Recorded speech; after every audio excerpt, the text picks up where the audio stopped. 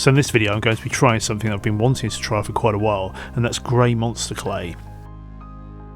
The regular monster clay swiftly became one of my favourite sculpting materials when it originally came out a few years ago, so when I found out that they'd done a grey version I really wanted to try it.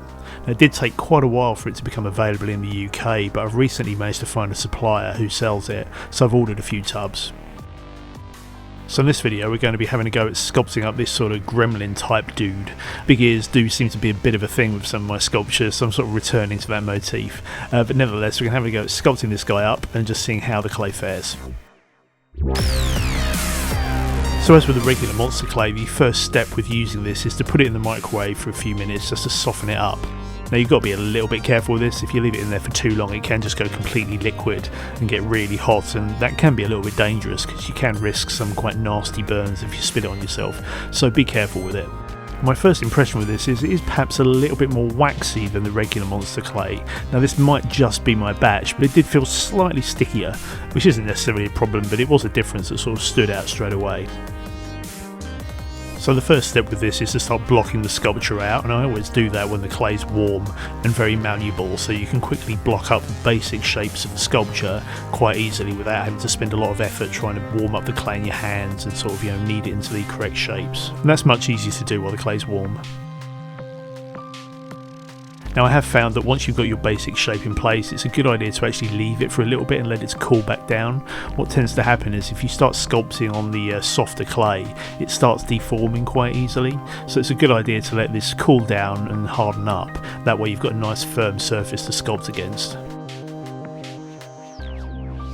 So you might be wondering, why does it even matter if there's a different colour of a clay? Why should that make a difference? And it's a fair question, but one thing I have found is that the way that the light plays off the shapes and the details that you put into the sculpture can vary quite considerably depending on the look of the clay. Now if you consider Sculpey, the basic form of Sculpey is a flesh colour and it's slightly translucent, and for a long time when I was using that I would often find that it was quite difficult to see what was going on with the finer details I was putting into the clay, purely because that was a little bit translucent, so the light played off it slightly differently. Now Sculpey also do a slightly firmer version which is grey, so my typical practice when using that would be to mix the flesh coloured Sculpey with the firmer grey Sculpey and mix them together to create something sort of halfway between the two, so you had the flexibility and the pliability of the flesh coloured Sculpey, but you also had a more opaque clay once you'd mixed it with grey. And as it turns out, the grey monster clay is actually almost exactly the same colour and consistency as that mix of Sculpey that I would normally use. So that was really cool because it was a very familiar medium for me. And once I had mixed those two types of Sculpey together, I did find that I could then more easily see the finer detail that I'd cut into a sculpture, purely because it was now opaque rather than translucent. So in this case I'm getting a very similar experience. It's the same colour, it's the same consistency, and I think the way that the light plays off it is maybe slightly different to the regular monster clay.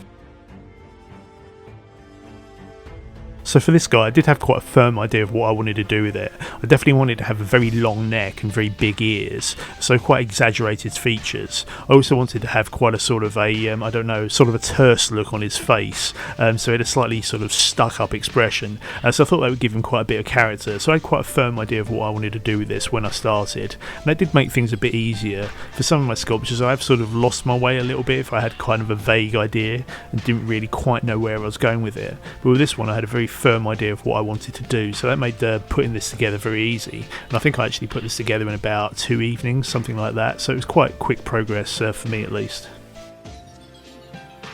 I've mentioned on several occasions when I'm doing sculptures I often go for the mouth first. I always find that if you get the expression of the mouth looking right, that sort of helps inform how the rest of the face should look, so it's something I always try to concentrate on from the beginning, so that really helps me build up the face.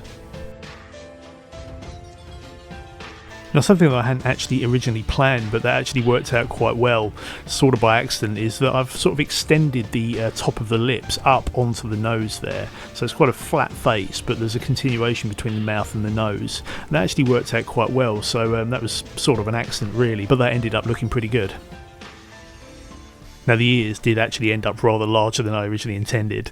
I just found myself sort of adding clay, and eventually they grew to quite a gargantuan proportion, but I actually think it looks kind of cool, so no problems really. Just ended up a lot larger than I originally intended.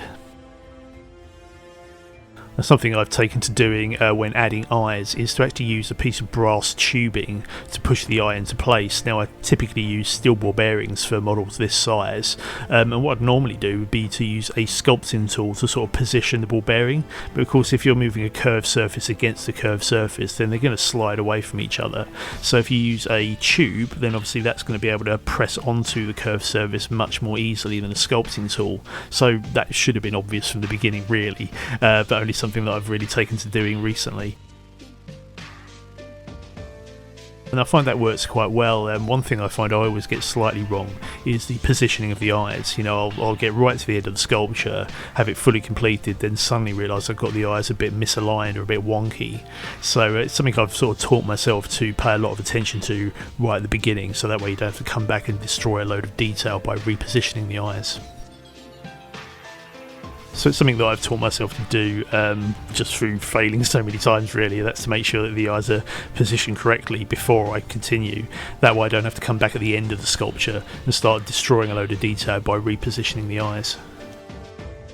So now that I've got basic shapes of the sculpture in place, I can now use a series of rakes to start refining those shapes and smoothing them out. And this is something that I've mentioned on a few videos recently. So I'm using a rough rake to sort of get the basic shapes in place. Then I use a variety of finer grade rakes to slowly smooth things out and refine the shapes.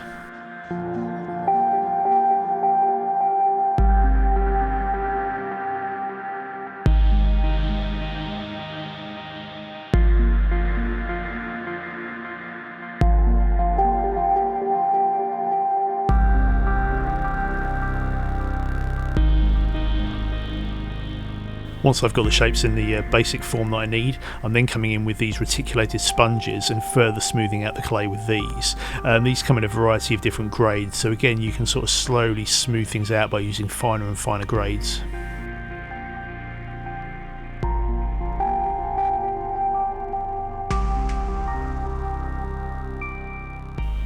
So now that I've got the basic forms of my sculpture in place, I can now come in and start adding some texture. So what I'm doing for the neck is cutting in some folds of skin just with the loop tool. Then I can smooth those out with the reticulated sponges, and they'll sort of get rid of the harder edges left by the sculpting tool and get me a nice sort of smooth organic looking shape.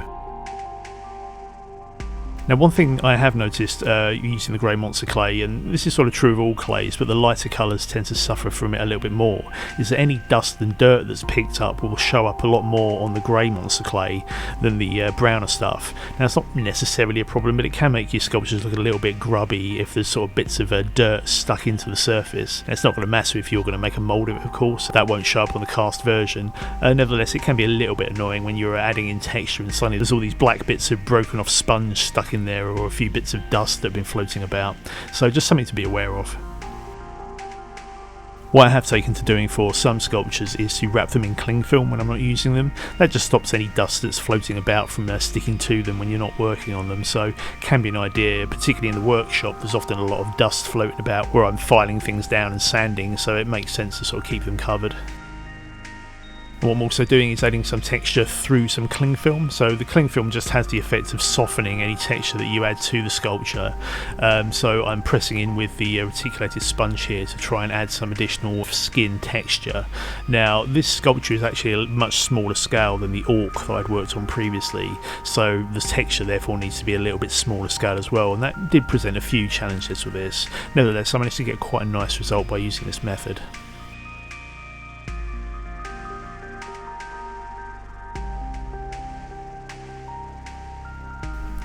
I'm also putting in some poor detail on the eyebrows as well, and again, because this is a smaller scale sculpture, these needed to be much smaller than those for the orc, so I'm trying to keep these at the right scale. It can be tricky doing this sort of texture at a smaller scale, but I think it came out okay.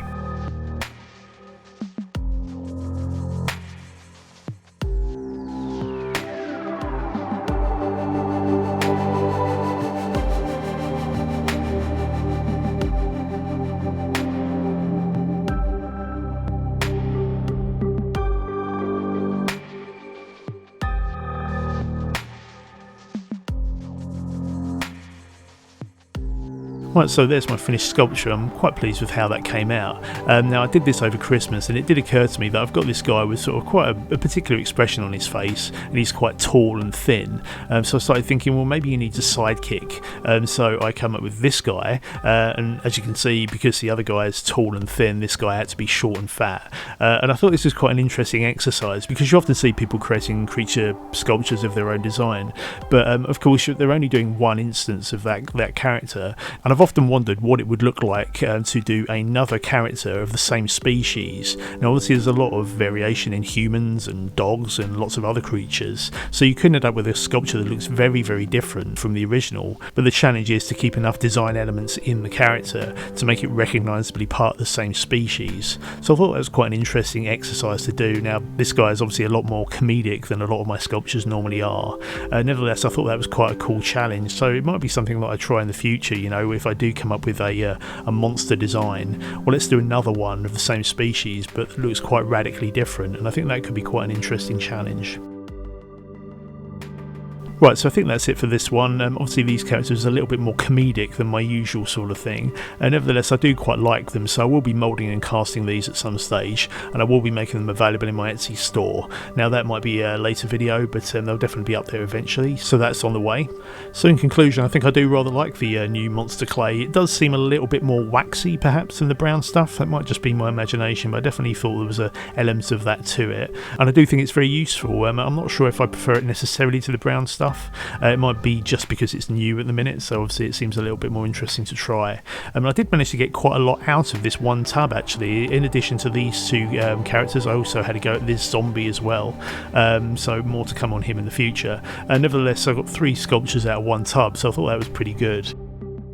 I think that's it for this video, so I hope this was useful, but for the time being, thanks very much for watching, and I'll see you next time.